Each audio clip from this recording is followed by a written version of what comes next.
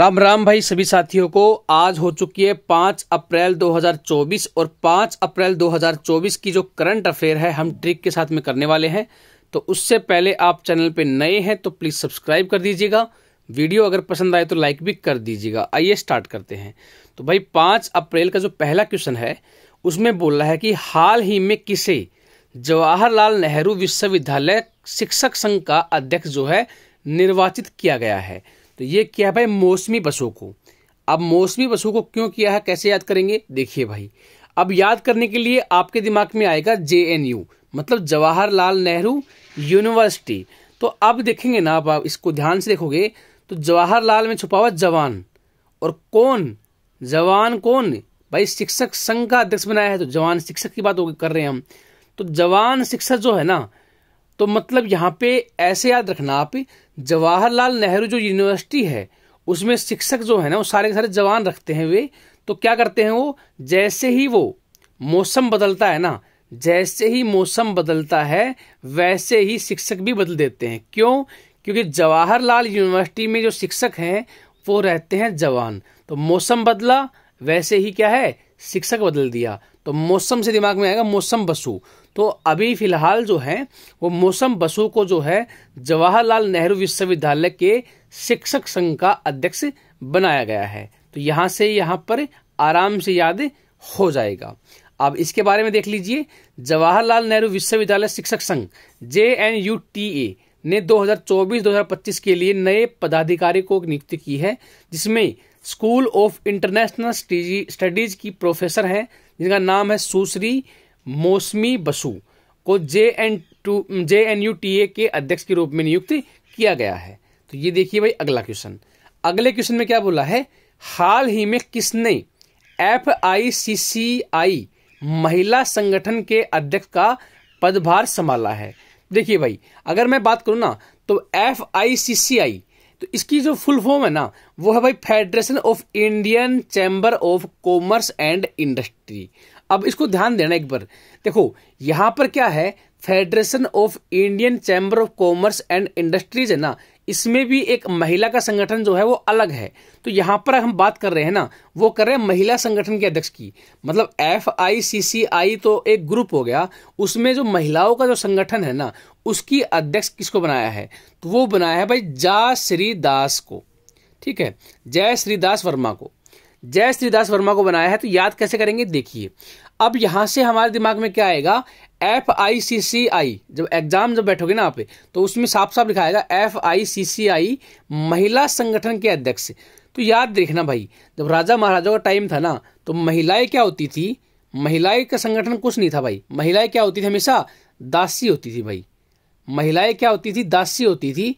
मतलब पहले उनकी कोई वैल्यू नहीं थी, लेकिन अब बहुत कुछ है। तो अब दासी नहीं है, तो दासी प्रथा खत्म कर दी किसने, दास वर्मा ने। तो मतलब अब दास वर्मा, जयश्री दास वर्मा जो है वो FICC महिला संगठन के अध्यक्ष के रूप में अभी नियुक्त की गई है। तो यहां से आपको इजीली याद जाएगा कि भाई FICCI में जो महिला संगठन है ना, तो पहले महिला संगठन जो था वो दास हुआ करता, लेकिन अब क्या है, अब जो महिला संगठन की जो अध्यक्ष है ना वही दास वर्मा है। तो दासी जो है वो खत्म हो चुकी, दासी प्रथा जो है वो खत्म हो चुकी। तो यहां से आपको याद हो जाएगा। अब देखिए इसके बारे में, जयश्री दास वर्मा ने 2024-25 के लिए दक्षिण पूर्वी एशिया के सबसे पुराने महिला नेतृत्व वाले और महिला केंद्रित बिजनेस चैम्बर, जिसका नाम है फिक्की लेडीज ऑर्गेनाइजेशन, मतलब FLO, इसके 41वें राष्ट्रीय अध्यक्ष के रूप में पदभार संभाला है। उन्हें इजराइल ने पूर्वोत्तर भारत के लिए अपना मानद कौंसल नियुक्त किया है। तो ये भी पॉइंट देख लीजिएगा, याद कर लीजिएगा। अब देखिए भाई अगला क्वेश्चन। अगले क्वेश्चन में बोला है, हाल ही में कच्छ द्वीप है ये चर्चा में रहा है, इसे किस देश को दिया गया था। तो अब ये किस देश को दिया गया था, देख लीजिए। ये दिया गया है भाई श्रीलंका को। याद कैसे करेंगे, देखिए। अब याद करने के लिए हमारे पास में सामने आएगा कच्छ द्वीप। ठीक है, अब कच्छ द्वीप है। अब कच्छ द्वीप का मतलब ये है कच्चा, है ना। तो कच्चा रास्ता कहां पर है, एक देश है जिसके पास में क्या है, कच्चा रास्ता है। कौन सा, ये तो अपना इंडिया है भाई, और ये है भाई श्रीलंका।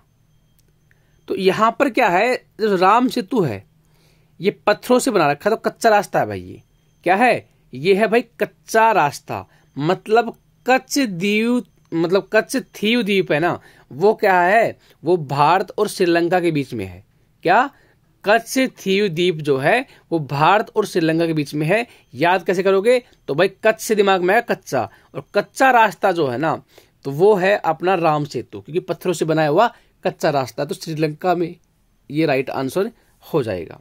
ठीक है, अब देखिए भाई इसके बारे में, तो इसके बारे में देख लीजिए भाई। कच्छ द्वीप जो थीव है वो श्रीलंका के नेदुन तीव और भारत के रामेश्वर के बीच में स्थित है। ठीक है, अब वर्तमान समय में क्या है, श्रीलंका द्वारा प्रशासित है। 1976 तक यह क्या था, भारत और श्रीलंका के बीच में विवादित था। पारंपरिक रूप से जो है वो मछुआरे जो हैं, कौन से, श्रीलंका के और तमिलनाडु के जो मछुआरे हैं इस द्वीप पे मतलब अपनी मछली वगैरह पकड़ते हैं। ठीक है भाई, तो ये भी आप देख लीजिएगा। तो कच्छ थीव द्वीप जो है वो चर्चा में रहा है। अब देखिए भाई अगला क्वेश्चन, अगले क्वेश्चन में क्या बोला है, हाल ही में किस देश में चीन की मदद से सबमरीन बेस बनाया गया है। तो सबमरीन बेस जो बनाया गया है वो बनाया है भाई बांग्लादेश में। अब किस देश की मदद से, चीन ने मदद की है भाई। याद कैसे करेंगे, देखिए चीन जो है ना वो अभी क्या है, आप सबको पता है भारत का दुश्मन है। ठीक है, लेकिन पाकिस्तान के तो सपोर्टर में है, मतलब पाकिस्तान क्या है, वो भी हमारा दुश्मन है। तो पाकिस्तान के साथ भी तो चीन ने पहले क्या कर रखा है, पहले ही जो है वो अपना दोस्ती कर रखी है, जिससे क्या है भारत के ऊपर कभी भी आक्रमण कर सके। तो अब एक हिस्सा तो कवर कर रखा है इसने, अब चीन ने सोचा कि इस साइड का हिस्सा भी कवर कर लेते हैं। तो इस साइड में ही क्या है, पाकिस्तान का भाई है बांग्लादेश। ठीक है, बांग्लादेश।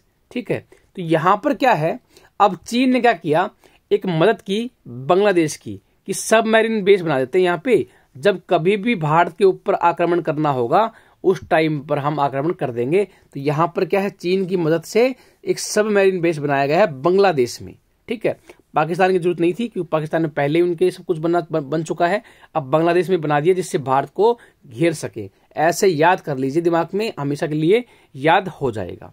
अब देखिए भाई, चीन की मदद से बांग्लादेश में बन रहे पनडुब्बी बेस का निर्माण जो है वो लगभग पूरा हो चुका है। इस बेस का जो उद्घाटन है वो मार्च 2023 में प्रधानमंत्री शेख हसीना ने किया था। इसका नाम भी जो है वो शेख हसीना के नाम पर BNS शेख हसीना रखा गया है।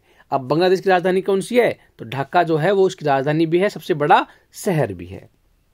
अब देखिए भाई अगला क्वेश्चन, अगले क्वेश्चन में बोला है हाल ही में मियामी ओपन टेनिस में महिला एकल खिताब किसने जीता है। तो ये तो आराम से याद हो जाएगा, इसका राइट आंसर है डेनियल कॉलिंस। याद आराम से हो जाएगा, इस पूरे को पढ़ोगे ना आप इस किताब को, मियामी ओपन टेनिस में महिला एकल खिताब।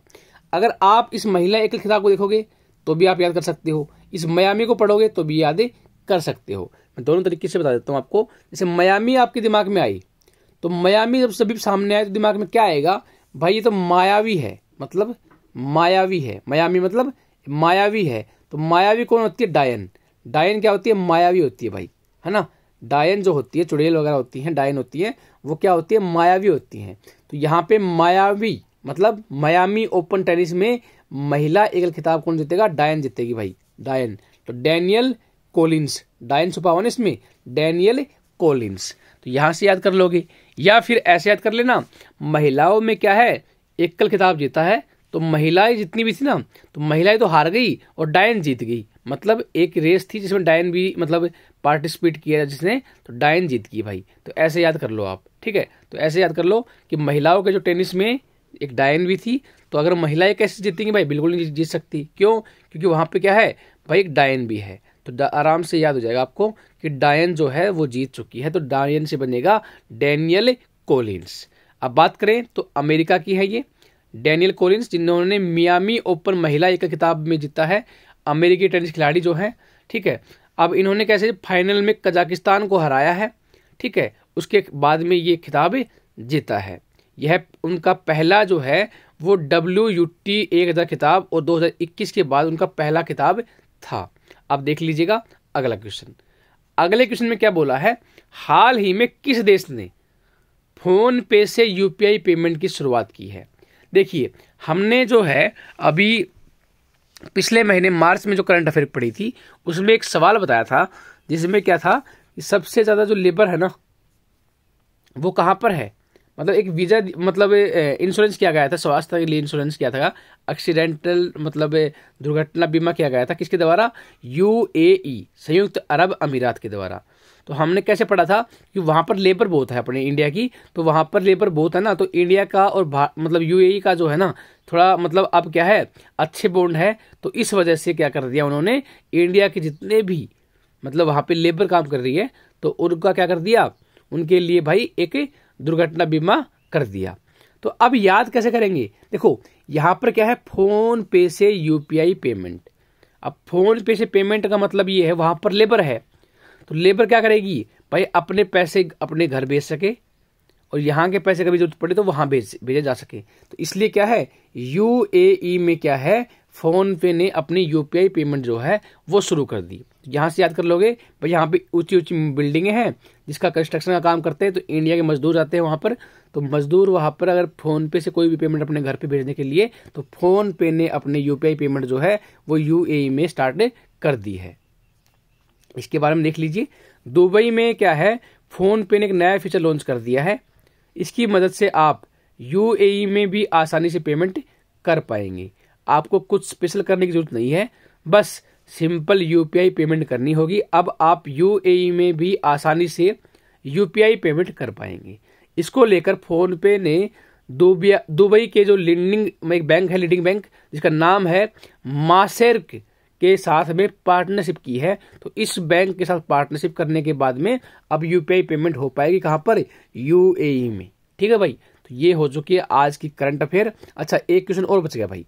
अब देखिए इस क्वेश्चन में क्या बोला है, हाल ही में कहां पर प्रसिद्ध सांझी क्राफ्ट को जीआई टैग मिला है। ठीक है, अब याद कैसे करेंगे, इसको मिला है भाई मथुरा को, याद कैसे करेंगे, तो देखो कि भाई जीआई टैग मिला है किसको, सांझी क्राफ्ट को। अब आपके दिमाग में जो भाई मथुरा गया है ना उसको तो पता होगा, मथुरा में एक मंदिर है, ठीक है, इसका नाम क्या है, प्रेम मंदिर बोलते हैं, प्रेम मंदिर। जो भाई प्रेम मंदिर को जानता है वो इस क्वेश्चन को आराम से याद कर लेगा।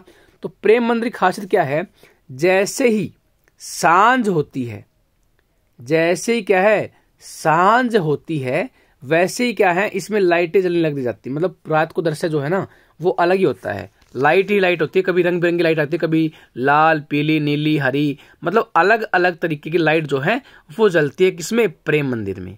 तो ये कब होता है, सांझ को दिखता है भाई, सांझ को।